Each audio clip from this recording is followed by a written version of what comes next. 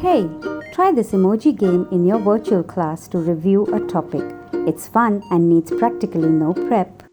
You can use this game to review a variety of topics or types of questions. You'll need to be prepared with your review questions, and each review question must be accompanied with an emoji. Let's say you're reviewing blends and you flash the following sentence for a student to read. Now the student must read and emote the sentence as per the emoji attached to it.